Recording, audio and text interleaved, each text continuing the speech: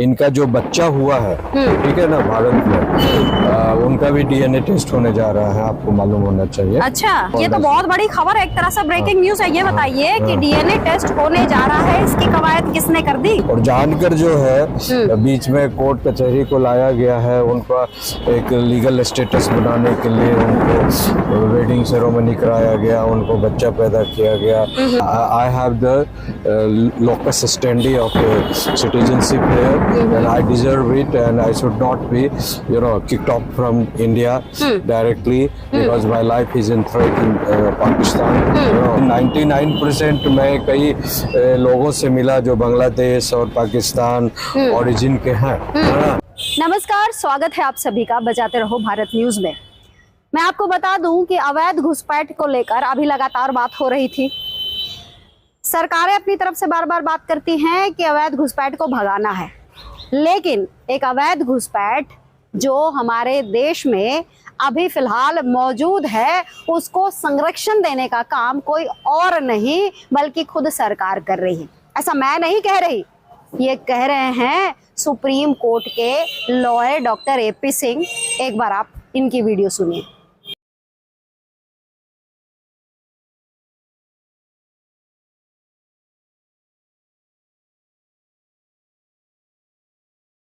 और वास्तव में भारत सरकार ने, उत्तर प्रदेश सरकार ने इतना बड़ा कार्य किया कि जो सीमा पाकिस्तान में अपने पिता की मृत्यु के बाद अपने 4 बच्चों को लेकर पति के तलाक के बाद जिस तरह से पाकिस्तान में एक अनाथ की जिंदगी जी रही थी, ये आई थी अनाथ बन के, लेकिन भारत सरकार और योगी आदित्यनाथ जी ने उसे अपनी बेटी की तरह मानकर और उसके बच्चों को अपना लिया, अपना बना लिया। आपने सुन ली। अब आपसे मैं बता दूं कि इसी विषय पर अभी हम बात करेंगे। अभी हमारे साथ सुप्रीम कोर्ट के सीनियर एडवोकेट ध्रुव कुमार हैं, हम उनसे बात करेंगे और इस मसले पर छोटी छोटी बारीकियों में हम इनसे सवाल करेंगे और जवाब लेना चाहेंगे। सबसे पहले सर, आपका बहुत बहुत स्वागत करूंगी। Thank you. आपने वीडियो देखी, आपने एक वकील साहब को ये कहते सुना कि भाई जितने भी पाकिस्तानी जो थे जिनको 48 घंटे का वक्त मिला, उसको तो सरकार ने टाटा बाय बाय करवा दिया, लेकिन आज एक अवैध घुसपैठिया जिसका नाम सीमा हैदर है, वो इसलिए है क्योंकि योगी जी उसके ऊपर कल्याण कर रहे हैं, मोदी जी उस पर कल्याण कर रहे हैं। क्या वाकई में ऐसा है? सरकार इस तरह नहीं, ऐसा कुछ नहीं है। वो एक लीगल प्रोसीड्योर के तरह उन्होंने लॉ को यूज कर मतलब अवैध रूप से कहिए या सिस्टमेटिक रूप से कहिए, उन्होंने एक छोटे टेम्पोररी प्रोटेक्शन पाया हुआ है। It's not a permanent protection. तो ऐसा नहीं कहा जाए कि मोदी जी, योगी जी सीमा हैदर को प्रोटेक्ट करने में लगे हैं, या ठीक है, वकालत का एक उनको एक क्या कहा जाए, कुछ ऐसे लॉयर्स हैं जो उनको मतलब प्रोटेक्शन दे रहे हैं, लॉ प्रोटेक्शन, और उनको फ्री में केस लड़ रहे हैं, थोड़ा सा समझे ना। तो इस ऐसी परिस्थिति में जो है उनकी मामलात को जो है जानकर उलझा दिया गया है, और जानकर जो है बीच में कोर्ट कचहरी को लाया गया है, उनका एक लीगल स्टेटस बनाने के लिए उनको वेडिंग सेरेमनी कराया गया, उनको बच्चा पैदा किया गया, और सारा चीज़ जो है ताकि वो इस बात को प्रूफ कर सकें कि I have the locus standi of citizenship here and I deserve it and I should not be, kicked off from India directly because my life is in threat in Pakistan. कई तरह के सवाल जो हैं उनके द्वारा जो प्रस्तुतन किया गया है, बट इन रियलिटी जो गवर्नमेंट की जो पॉलिसी है, वो सबों के लिए है।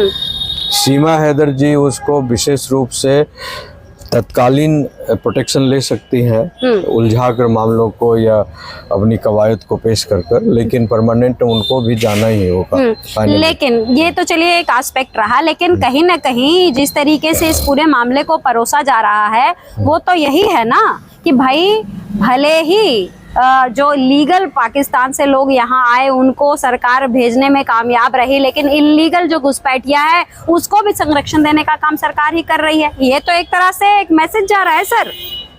नहीं, देखिए सरकार नहीं कर रही है। देखिए हमारे देश संविधान से चलता है और संविधान का जो है 3 पिलर है। 4th पिलर मीडिया है जो आप कवर कर रही हैं। हाँ, तो 3 पिलर में जैसे जो संविधान प्रोटेक्शन के कानून बनाए हुए हैं उसको कहीं ना कहीं with in the periphery of law जो है इंट्रिकेटेड रूप में वो लोग यूज कर प्रेजेंटेशन कर रहे हैं। हाँ, जब कोर्ट को और सारे रिपोर्ट्स आ जाएंगे इनकी जो एक्टिविटीज है या जो लॉ प्रिवेलिंग लॉ है उससे ये किस और कितना दिनों तक और ज्यादा प्रोटेक्शन पा सकती हैं। भले ही इनका जो बच्चा हुआ है, ठीक है ना, भारत में उनका भी डीएनए टेस्ट होने जा रहा है, आपको मालूम होना चाहिए। अच्छा। हाँ, डीएनए टेस्ट होने जा रहा है। हाँ। तो अब वो सारी चीज, अगर वो भारत का बच्चा है, भारत की अगर वो क्या नाम है उनका, उनके जो हस्बैंड है, ये तो बहुत बड़ी खबर है, एक तरह से ब्रेकिंग न्यूज है। ये बताइए कि डीएनए टेस्ट होने जा रहा है, इसकी कवायद किसने कर दी? नहीं होगा ही, बिकॉज जिस तरह की कंट्रोवर्सी अभी चल रही है, हाँ। बिना कोर्ट जो है डीएनए टेस्ट कराए, पुलिस डीएनए टेस्ट कराए, या सिस्टम जो हमारी बनी हुई है गवर्नमेंट की डीएनए टेस्ट कराए जो है, उनको नागरिकता का एक जो व्यू है कि हमने भारत में पैदा, बिकॉज 99% मैं कई लोगों से मिला जो बांग्लादेश और पाकिस्तान ओरिजिन के हैं, है ना, उनका यही लॉजिक है कि भाई भारत में हम भले ही हमारे माँ बाप दादा परदादा भले ही पाकिस्तान से हो, बांग्लादेश से हो, लेकिन हमारे बच्चे जो है वो भारत की धरती पर पैदा लिए हैं, है ना, तो हमारा नागरिकता यहाँ का कंफर्म है, हम तो नहीं जाएंगे। अच्छा, एक बात बताइए। वही जो सिस्टम को इन लोगों ने भी अडॉप्ट किया है कि अपने जैसे भी हो उन्होंने भी एक बच्चे को यहाँ पर जन्म दिया। अब उसका जांच होगा, फिर पता लग जाएगा कि वाकई में बच्चा जन्म दिया है या इसमें भी कुछ फर्जीवाड़ा है। जी जी। सवाल ये उठता है कि एक वकील साहब कहते हैं, जो सीमा हैदर के वकील है, वो कहते हैं कि ये सब कुछ जो वो कर रहे हैं सब ह्यूमैनिटेरियन ग्राउंड पे कर रहे हैं, इंसानियत के नाते कर रहे हैं। क्या ऐसा कुछ होता है? क्या आपके भी इतने बड़े करियर में कभी ऐसा हुआ कि एक ह्यूमैनिटेरियन ग्राउंड पे आप एक पाकिस्तान केस देख रहे हैं, आप उस जो क्लाइंट होता है वो अक्सर आपके पास आता है, जैसे मुझे इस पर सवाल जवाब करना था तो मैं आपके पास आई, ना कि आप मेरे घर पहुंच गए कि हाँ जी हमको जवाब देना है तुम्हें। तो क्या इस तरीके के केस को ह्यूमैनिटेरियन ग्राउंड पे देखा जाए, जिसमें वकील क्लाइंट के घर भी जा रहा है, उसको बहन भी बना लिया है, उसके साथ पूजा भी कर रहा है, योगी जी का जन्मदिन भी मना रहा है? क्या ऐसा कुछ होता है प्रोफेशनली आप लोगों के? नहीं, देखिए प्रोफेशनली उसमें नहीं हो लगता है मुझे ऐसा कुछ होता है आप लोगों के इसमें, क्योंकि लगातार एक वकील वो सारी चीजें दिखा रहे हैं आपको। राइट है। मतलब होता नहीं है, लेकिन अब सवाल ये है कि किनसे किसका मन मिल जाए, दिल मिल जाए, तन मिल जाए, ये कोई किसी को नहीं कह सकता। दो मनुष्य हैं और किससे किसका प्रेम हो जाए, किससे किसकी पर्सनल एक लिगेसी डेवलप कर जाए, इंटीमेसी डेवलप कर जाए, इसके लिए ना हम और आप या कानून जिम्मेवार नहीं होता है। उनकी पर्सनल चॉइस होती है, एक दूसरे के प्रति आकर्षण होता है, एक दूसरे के प्रति दया भाव भी हो सकता है, प्रेम भाव भी हो सकता है, कुछ भी हो सकता है। तो लेकिन सवाल यहाँ ये है कि whether this kind of intimacy will help in picture of law और not. No, that is what I'm asking. कि लीगली ये सपोर्ट कर रहा है कि नहीं कर रहा है? नहीं, इट विल नॉट रियली। आप किसी वकील के परम मित्र हो जाए, किसी जज के परम मित्र हो जाए, समझे ना, लेकिन finally it will not help in the ambit of law. If the law is not allowing as per the sections interpretation, जैसा कि इन लोगों के लिए है बना हुआ है, तो चाहे वो जज के नजदीक आ जाए कि वकील के नजदीक आ जाए या मिनिस्ट्री के नजदीक आ जाए, वो कुछ। लेकिन अगर इसको बड़े वाइडर एस्पेक्ट पे अगर इसको देखा जाए इस पूरे केस को, तो एक वकील साहब जो एक पाकिस्तानी महिला के ऊपर इतने कृपा निधान है कि वो ना केवल उसके घर जाते हैं, आए दिन कुछ ना कुछ फंक्शंस कराते हैं, कभी गोद भराई होती है, कभी बच्चा के पैदा होने पर कार्यक्रम होता है, कभी नामकरण होता है, ये सारी चीजें होती हैं। तो why I am asking this question कि क्या लीगल प्रोफेशन में ये सब चीजें चीजें भी अब जुड़ गई नहीं, हैं नहीं, कि नहीं, आपको, not at क्योंकि all. सर एक मिनट, क्योंकि अभी तक क्या था कि आप लोग जो भी केस देखते थे वो कोर्ट में जज साहब के सामने केस देखा करते थे। अब जब से ये सोशल मीडिया का एक नया प्लेटफॉर्म आया है, उसमें तो हम देख रहे हैं कि वकील अब क्लाइंट के घर भी जा रहे हैं, उसका जन्मदिन भी मना रहे हैं, उसके बाद उसके बच्चे की गोद भराई भी देख रहे हैं, उसका नामकरण भी कर रहे हैं, सब कुछ कर रहे हैं। तो इज इट, मतलब अब क्या नियम ये सब भी जुड़ गया है क्या? Not at all. If you want to prove your case, you can go to any extent. No, not at all. I mean, it's a personal kind of relationship.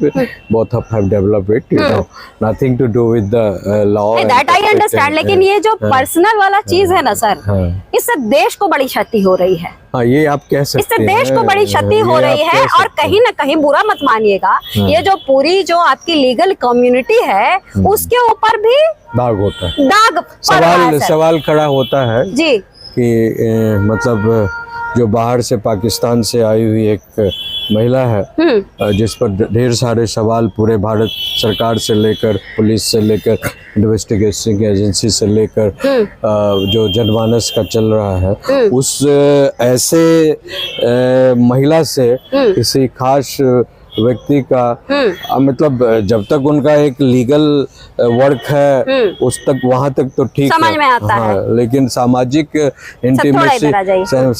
Intimacy बढ़ाना, अब ये मैं इस पर कोई कमेंट नहीं करना चाहता, बिकॉज जो कंसर्न जो लॉयर है जिनका आप इंडिकेट कर रहे हैं, आई अंडरस्टैंड सर, लेकिन सर प्लीज मैं यहाँ पे ये सवाल करना चाहूंगी कि सर कहीं ना कहीं आपकी जो पूरी लीगल फैटर्निटी है उसके पर भी तो सवाल उठ रहा है, जहां हमारा देश जो है पाकिस्तान से लड़ रहा है, पाकिस्तान के खिलाफ हम लगातार पूरा देश आवाज उठा रहा है। वहां पर वो उस महिला के घर जाते हैं और कहते हैं आधा पाकिस्तान जो है हमारा दुश्मन है तो आधा पाकिस्तान दोस्त है। कैसे पॉसिबल है सर?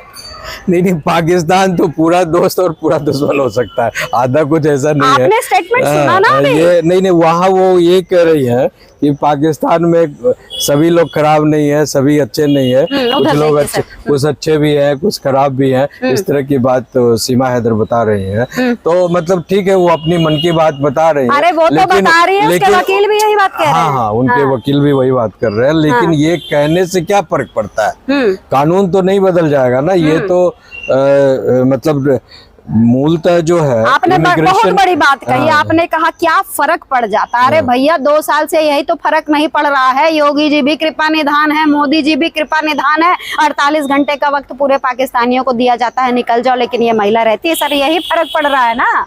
नहीं, वो ज्यादा दिन नहीं चलेगा। देखिए, जब तक कोर्ट सबजुडिश है मैटर, इनका कुछ मैटर सबजुडिश है और उनको स्टे मिला गया, जैसे अभी कश्मीर में भी 2-3 फैमिली ऐसा था, उन्होंने भी कुछ डॉक्यूमेंट सब बनाया हुआ था, प्लस बेंगलोर के कुछ लोग थे उन्होंने भी बनाया हुआ था, तो उन्होंने भी हाई कोर्ट और सुप्रीम कोर्ट को अप्रोच किया तो उनको भी स्टे मिला हुआ है, समझे ना?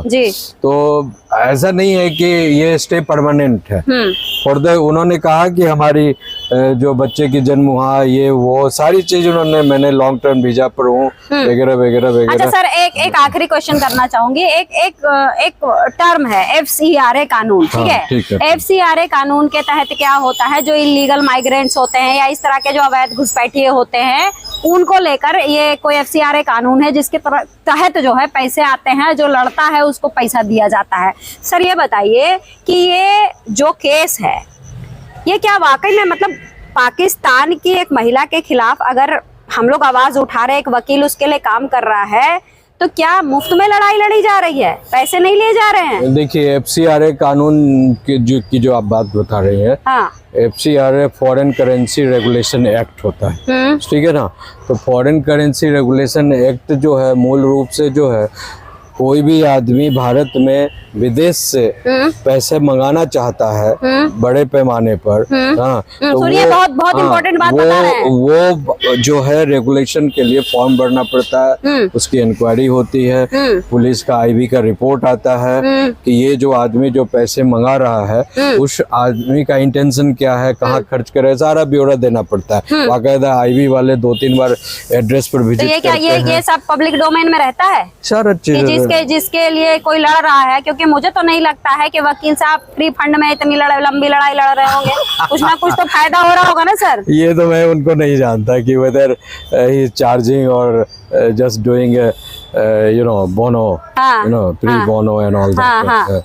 I don't know because मैं ना तो अभी तक एपी सिंह से इस पर बहस किया हूँ, ठीक है ना, ना सीमा हैदर से बहुत किया हूँ, बिकॉज अब जिसको जो पसंद करता है वो अपना लीगल हायर करता है। FCRA बड़ा ही स्ट्रिक्ट कानून है।